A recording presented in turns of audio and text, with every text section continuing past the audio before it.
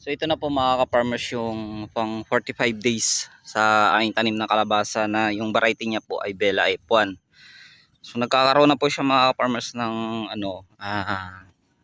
babaeng bulaklak o nagdadala na po ng bunga. Kaya lang nahuli po yung mga lalaki.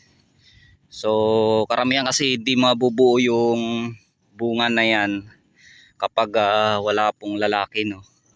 So mas nauna talaga mga ka-farmers yung bunga. So wala pa ako ditong napapansin na lalaki, so hindi po mapopollinate yung bunga niya. Ayan, ito. Sayang, marami na, mga ilang araw na po mga farmers na nagkakaroon ng mga bunga na hindi na popollinate. So ngayong araw itatry ko na maghanap ng lalaki para ma-pollinate natin yung bunga, kasi sayang mga farmers, no, hindi po kasi yan mabubuo yung unang bunga niya kapag wala talagang tayo makikita na lalaki.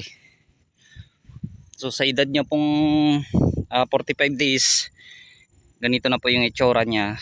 So bali yung binhi ko dito ay isang lata po ng 100 grams.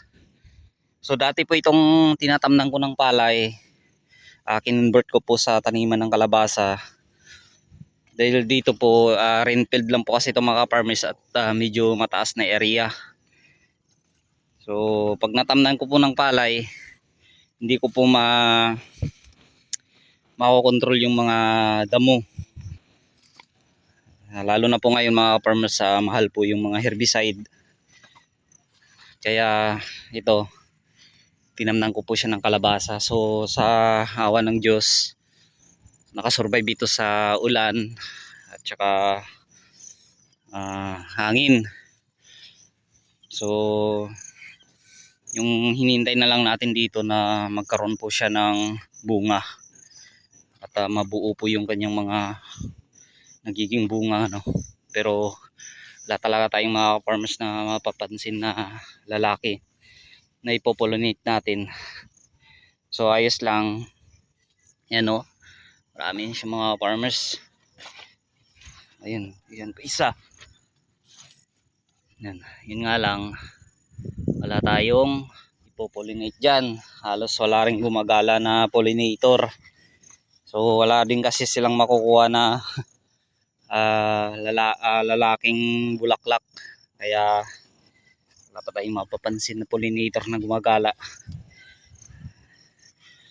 So mapansin natin mga farmers, healthy yung kalabasa natin, no? So bali nung nakaraang 5 araw, nag-abono ako dito ng Unique 16 at saka Winner. So pinaghalo ko yun kasi yung natira kong abono na ginagamit ko nung nakaraan sa talong. Pero ngayon yung ginagamit ko po sa aking talong mga ka-farmers ay Atlas na Triple 14 at saka Amigo na 1620. Kaya sayang yung abono, kaya dito ay nilagay sa kalabasa. Tapos pag nakaraang araw, pinahabol po ko dito sa paglagay ng 0060 o potassium. Yan lang talaga mga farmers, wala tayong makukuhang lalaki. Yan, no? Ayos lang, no? Marami pa naman yan siyang ilalabas na bunga kapag mayroon na pong lalaki. Yan, may napansin akong pollinator mga farmers. So, ayan, no? So kaya lang wala talaga siyang makukuhang lalaki. Wala siyang mailalagay na dyan. Sayang yung unang bunga niya pa naman mga ka-farmers, malalaki po yan, no? Malalaki po siya mga ka-farmers.